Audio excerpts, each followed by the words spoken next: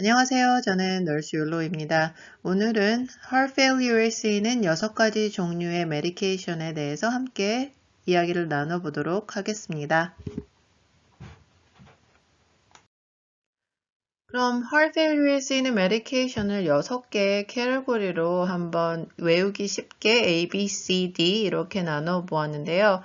A는 ACE inhibitor, 그리고 ARBs, 그리고 B는 beta blocker, C는 calcium channel blocker, 그리고 D는 세 가지가 있는데 digoxin, dilators, 그리고 diuretics 이렇게 기억을 하면 좋을 것 같습니다.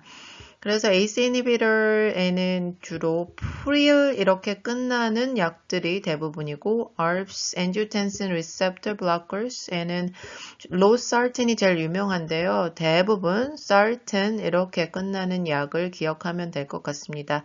이 약은 blood pressure를 낮추지만 heart rate에는 영향을 주지 않습니다.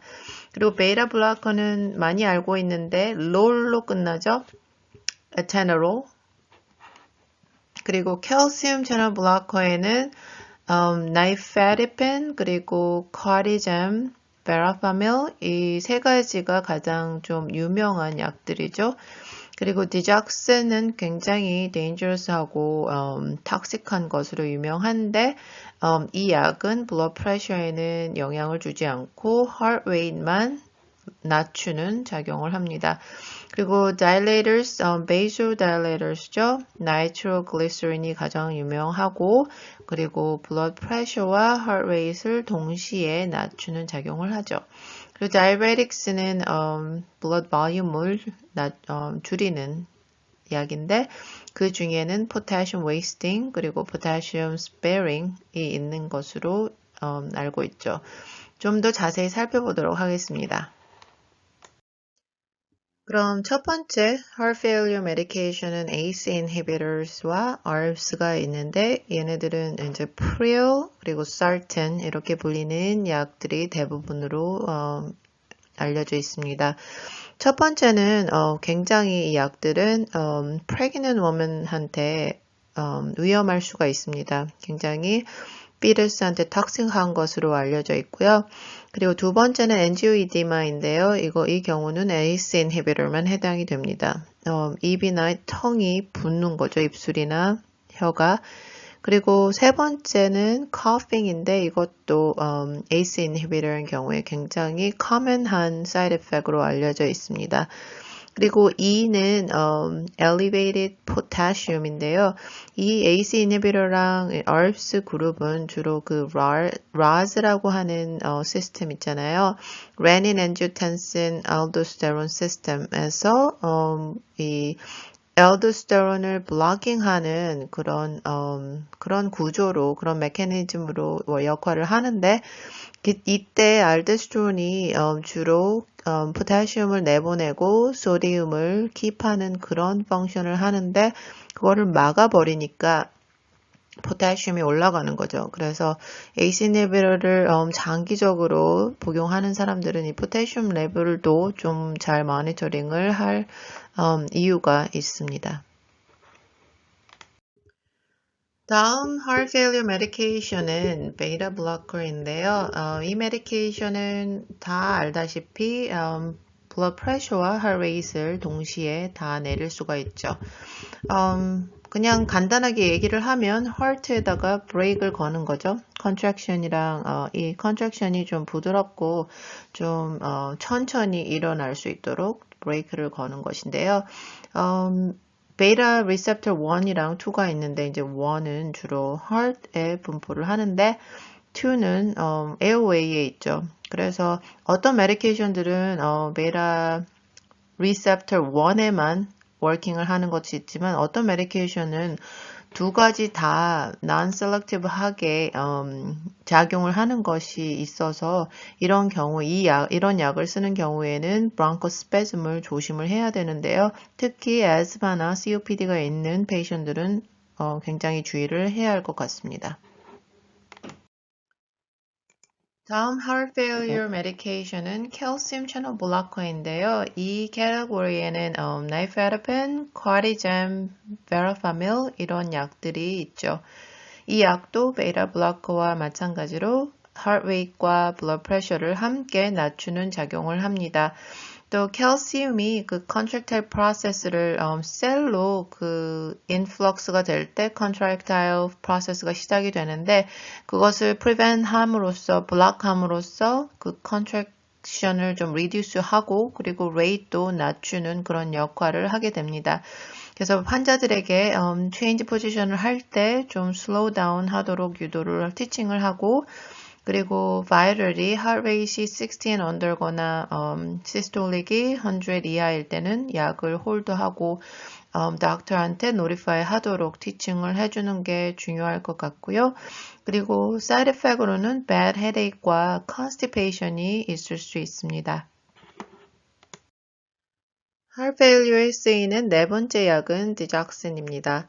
이 약은 그냥 heart rate만 lower 하는 것으로 알려져 있죠. 그래서 apical pulse를 체크하는 게 중요하고요. blood pressure에는 영향을 주지 않기 때문에 그 slow position change를 특별히 티칭을 할 필요가 없습니다.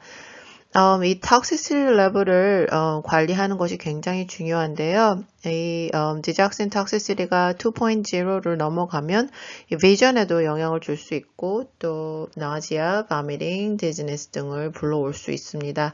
그리고 이 potassium level을 체크하는 것도 굉장히 중요한데 potassium이 below 3.5일 경우에는 toxicity level을 더 증가시킬 수 있습니다. 그 이유는 이 둘이 포타시움과 디작슨이 이 sodium, potassium, ATPase의 binding competition을 하는데 포타시움이 너무 적을 경우에는 더 많은 디작슨이 binding을 하게 되기 때문입니다. heart failure에 쓰이는 다섯 번째 약은 dilators, vasodilators죠. 주로 vasodilators는 엔자이나에 많이 쓰이죠. 근데 heart failure에도 쓰입니다. 왜냐하면 이제 lower blood pressure를 낮춰주기 때문에 그렇죠. So 이 메커니즘은 vascular resistance를 낮추죠. 그 vas를 open up 함으로써 vasodilators의 유명한 약들에는 nitroglycerin, nitroprusside, hydrogen, isosorbide, and minoxidil 이렇게 있는데요. 주로 이 메디케이션에 따라서 그 arterie제를 오픈업 하는 약들도 있고 하이드로알러진 같은 경우에 그렇죠. 하이드로알러진은 arterie를 주로 오픈하는 역할을 하고 또 nitroglycerin 이 약은 또 vein에 또 역할을 하기 때문에 조금씩 역할들이 다르기 때문에 그것은 조금 더 공부를 해두시는 게 좋을 것 같습니다. 다음 슬라이드는 그 vasodilators의 precaution들인데요. 절대 바이그라랑 같이 섞으면 안 됩니다. 정말 환자가 죽을 수도 있어요. 그래서 꼭 이 질문을 특히 남자들의 경우에 꼭 물어봐야겠죠. 그리고 이 약은 굉장히 빨리 리액트를 하는 것으로 유명한데 systemic blood pressure가 below 100인 경우에는 약을 홀드를 하는 것이 좋습니다. 그리고 세 가지 유명한 제일 famous한 side effect는 headache, 그리고 hypertension, 그리고 hot flushing. 이게 모두 다 그 blood vessel을 open up 하기 때문에 일어나는 현상들이겠죠.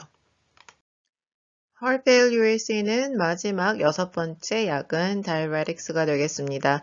물을 빼내는 거죠. 그래서 heart rate에는 지장이 없고 blood pressure만 낮춥니다. 이 약에는 두 가지 종류가 있는데 potassium wasting 캐러고리가 있고 potassium sparing이 있습니다.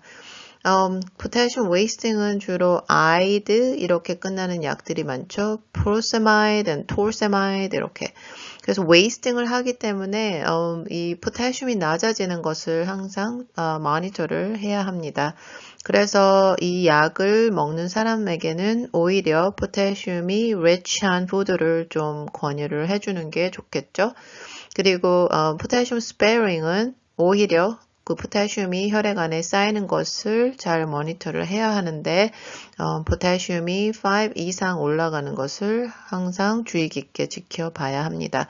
그래서 이 사람들에게는 이 약을 먹는 사람들에게는 이 포타슘 리치 푸드를 좀 제한을 하도록 꼭 티칭을 해야 합니다. 이 다이베틱스의 티칭 포인트를 간단하게 세 가지로 보면 이 다이베틱스를 먹으면 굉장히 소변을 자주 보게 되기 때문에 좀 아침에 먹는 것이 좋겠죠. 밤에 먹으면 밤새도록 화장실을 가야 하니까.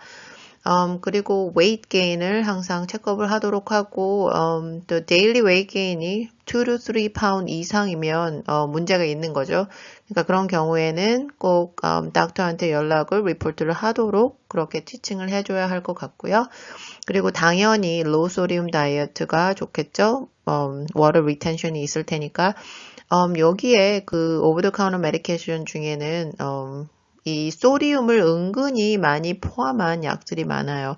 그래서 like cough medicine이나 그 acetaminophen이나 뭐 NSAID나 TUMS 이런 것들이 소디움을 굉장히 많이 함유를 하고 있기 때문에 환자들이 이런 약을 먹을 때도 조금 닥터와 상의를 하고 먹는 것을 권유를 해주는 게 좋을 것 같습니다.